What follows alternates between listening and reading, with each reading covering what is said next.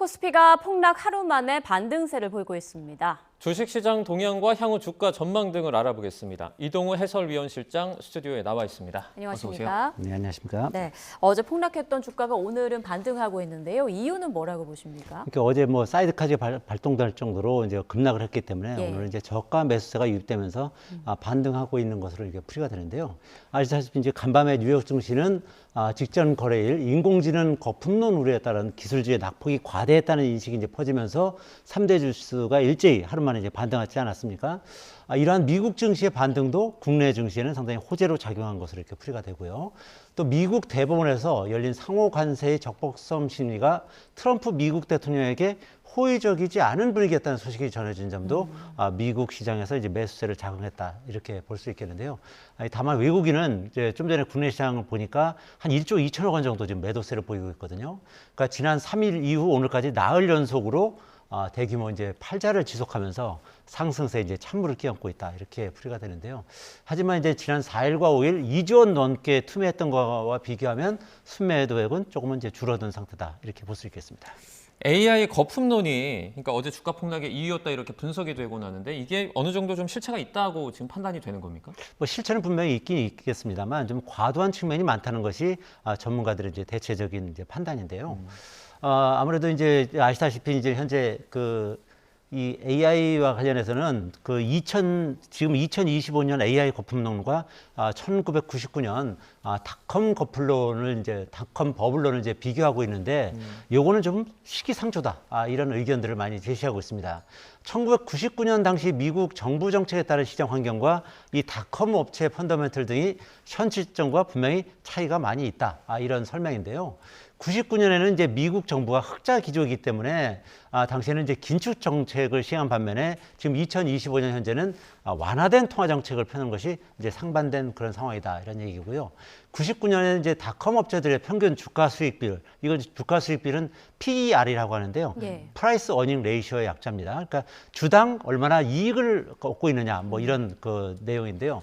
이게 당시에는 닷컴 버블 때는 60회를 기록했는데 현재 AI 기업들의 평균 퍼는 30배로 이제 절반 수준에 불과하다는 것이거든요.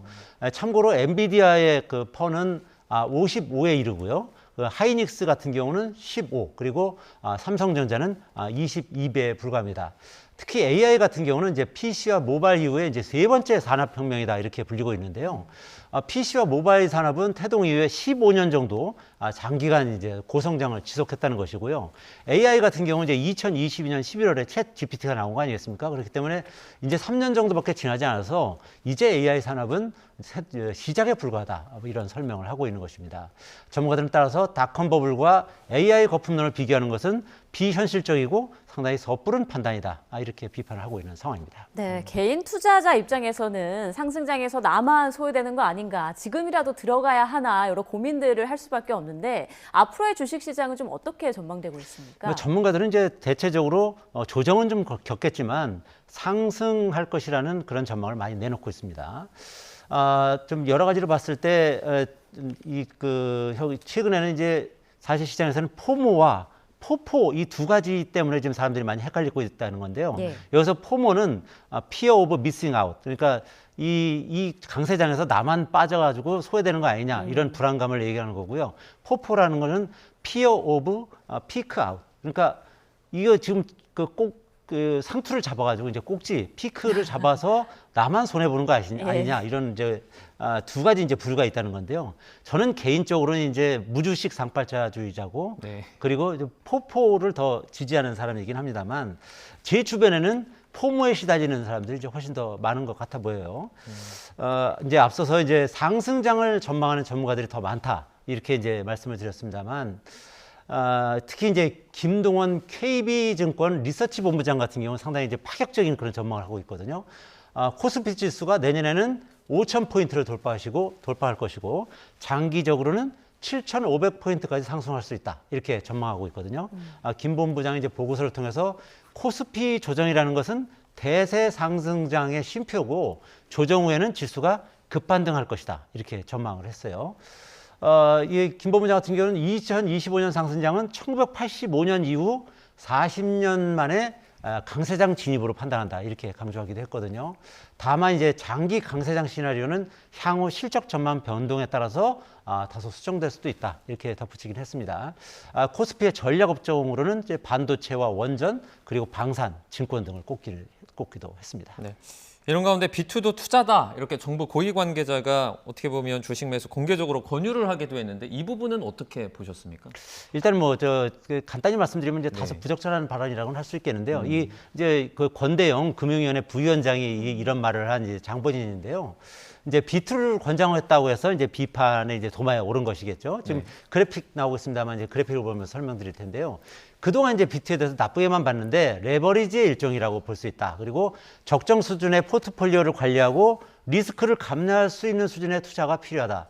그러니까 이런 전반적인 내용을 다 본다면 뭐 충분히 할 수는 있는 얘기다 이렇게 볼 수 있겠는데요. 어쨌든 어떤 그 정부 당국자가 이렇게 B2를 어떻게 보면 이제 권장하는 듯한 얘기는 현 시점에서는 좀 다소 이제 부적절하지 않겠느냐 이제 이런 그 의견들이 이제 많이 좀 대두되고 있고요. 특히 국민의힘에서 이에 대해서 이제 강력하게 반발하고 있는 것이거든요. 국민의힘에서는 특히 주진우 의원이 빚내서 이제 주식 투자라는 대국민 지침을 내린 것이다. 이 권대영 부위원장의 설레발을 믿고 B2에서 손해를 보면 책임을 질 거냐. 그러니까 어제 그 코스피 급락 사이드카는 피해자들의 집단 소송감이다 이렇게 이제 비판하기도 했거든요.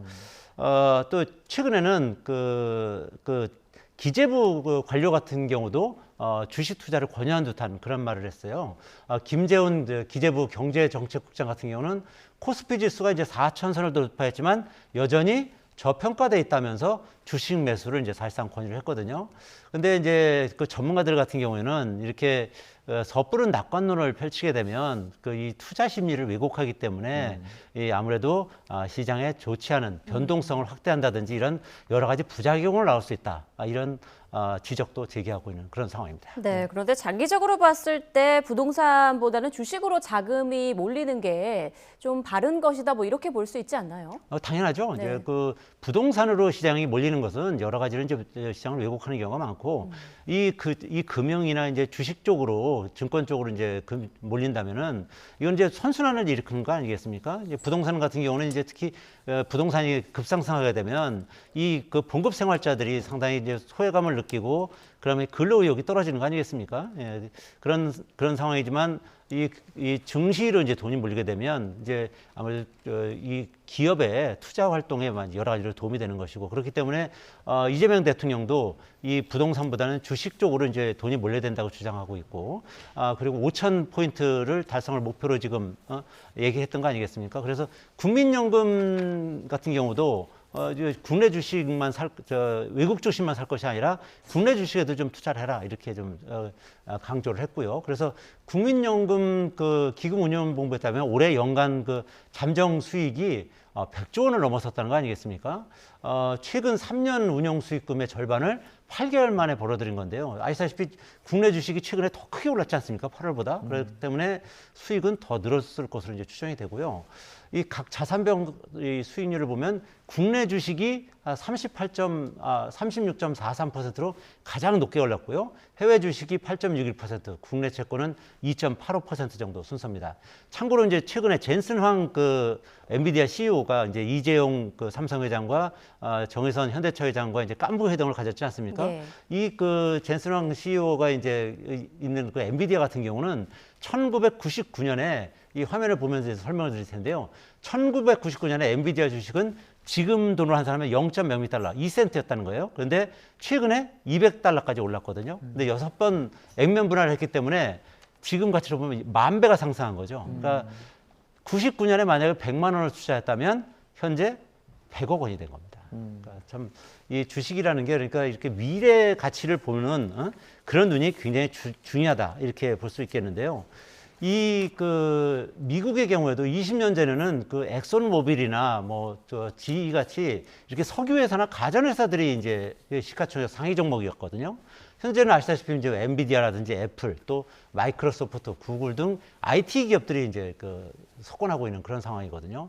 결국 주식을 산다는 것은 미래의 흐름을 읽고 또 미래 가치에 투자한다는 것이라는 점을 이런 사례가 이제 여실히 보여주고 있다. 이렇게 말씀드릴 수 있겠습니다. 네, 주변 말 너무 휘둘리지 말고 현명하게 좀 투자하는 개인의 또 지혜도 필요할 것 같습니다. 지금까지 이동호 해설위원 실장과 이야기 나눠봤습니다. 고맙습니다. 고맙습니다.